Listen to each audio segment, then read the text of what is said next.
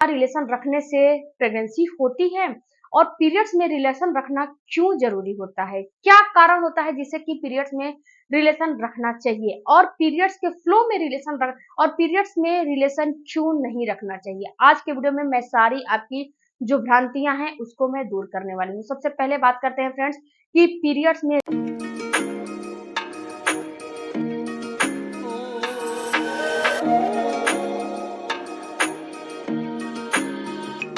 Relation क्यों रखना चाहिए। तो देखो डियर, पीरियड्स में जो रिलेशन होता है ये क्यों रखना चाहिए। कभी कभी आपने देखा होगा कि बहुत सारी महिलाओं को पीरियड्स की प्रॉब्लम होता है, चिड़चिड़ापन होता है, मूड स्विंग होता है, वो बहुत है, उनको पेन वगैरह होता है। तो अगर आप पीरियड्स में रिलेशन रखते हो तो हैप्पी वाले हार्मोन उत्पन्न होते हैं। जब ये हार्मोन उत्पन्न होते हैं तो ये हार्मोन बहुत सारी चीजों को जो है रिलीज करते हैं और बहुत सारी चीजों को आपके अंदर से खत्म करते हैं। पीएमएस की प्रॉब्लम नहीं होती है, आपको जो हार्मोन है वो सही होता है, हैप्पी हार्मोन उत्तेजित होते हैं और सारी चीज सही होते हैं, दर्द वगैरह की समस्या कम होती है, आपको स्ट्रेस कम होता है, आप जो है बिल्कुल ही जो है हैप्पी फील करते हो। दूसरी बात कि इस रिलेशन को रखने के लिए, कांटेक्ट बनाने के लिए हस्बैंड और वाइफ दोनों लोगों को राजी होने चाहिए। ऐसा नहीं है कि केवल हस्बैंड राजी है, वाइफ नहीं है, वाइफ राजी है तो हस्बैंड नहीं है, दोनों लोगों को राजी होना चाहिए। पीरियड को बहुत सारे लोग जो है ऐसा समझते हैं कि ये गंदी चीज होती है, तो ये बिल्कुल ही मिथ्य है। पीरियड बिल्कुल भी गंदी चीज नहीं होती है।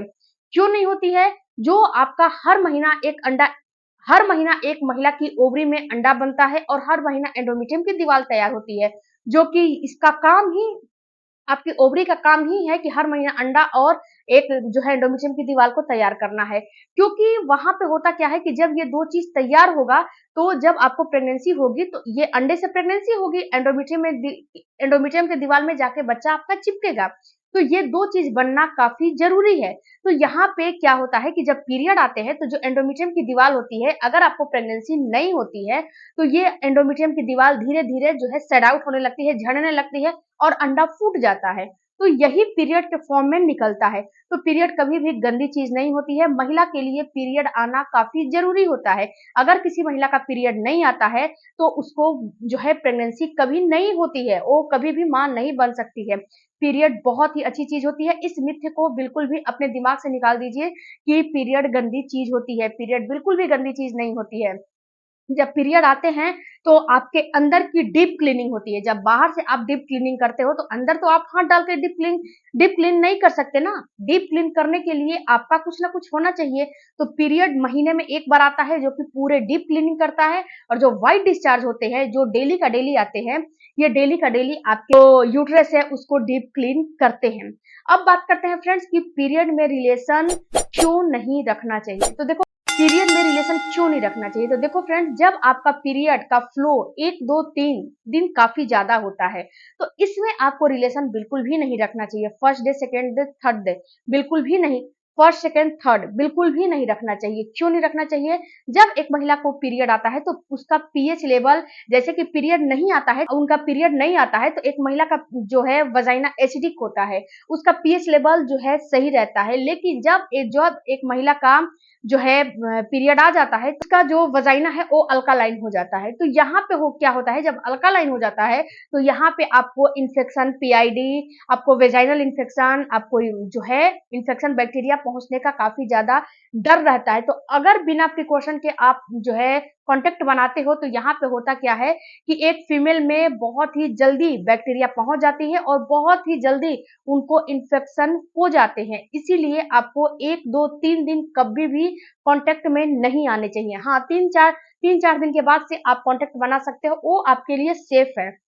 लेकिन ब्लड के फ्लो में कभी भी कांटेक्ट आपको नहीं बनाने चाहिए, नहीं तो ये आपको नुकसान कर करते हैं फ्रेंड्स कि पीरियड में रिलेशन रखने से क्या प्रेगनेंसी होती है। तो देखो डियर, पीरियड में जब आप रिलेशन रखते हो तो यहाँ पे होता क्या है, अगर आपके पीरियड की साइकिल छोटा है, यानी कि 25 दिन से छोटा है, तो जब आप चौथे, पांचवें दिन, छठवें दिन रिलेशन रखते हो तो यहाँ पे होता क्या है कि हो सकता है कि उस समय आपका ओवुलेशन होता हो, उस समय आपके जो है वजाइन उस समय आपके बच्चेदानी का मुंह खुल जाए। बच्चेदानी का मुंह पीरियड में भी खुलता है और बच्चेदानी का मुंह ओवुलेशन के टाइम पे भी खुलता है, दोनों टाइम पे खुलता है। एक महीना में केवल 2 ही बार खुलता है। तो अगर आपकी पीरियड की साइकिल शॉर्ट है, तो अगर आप शॉर्ट में ओवुलेशन होगा, तो शॉर्ट में जब आप पीरियड के बाद रिलेशन तुरंत रखोगे, तो तुरंत के तुरंत आपको प्रेगनेंसी भी हो जाएगी, क्योंकि एक जो मेल पार्टनर होता है उसका सेल्स एक बार एंटर करता है तो 4 से 5 दिन जिंदा रहता है। यहीं पे जो दूसरी बात होती है फ्रेंड्स, कि अगर आपके पीरियड की साइकिल लॉन्ग है, यानी कि 30 28 से ज्यादा है, 25 से ज्यादा दिन की है, 25 26 27 28, मतलब कि 25 से ज्यादा दिन की है, तो पीरियड के बाद चौथे पांचवें दिन के बाद से अगर रिलेशन रखोगे तो कभी भी प्रेगनेंसी नहीं होगी, क्योंकि आपका ओवुलेशन पीरियड के 10वें दिन के बाद से होगा। तो आपको पीरियड के 10वें दिन के बाद से ही रिलेशन बनाना है। अगर 25 दिन की पीरियड की साइकिल है, तो आप 8वें 9वें 10वें दिन बना सकते हो, बनाओगे तो आपको प्रेगनेंसी हो जाएगी, क्योंकि 11वें 12वें दिन आपका ओवुलेशन हो जाएगा।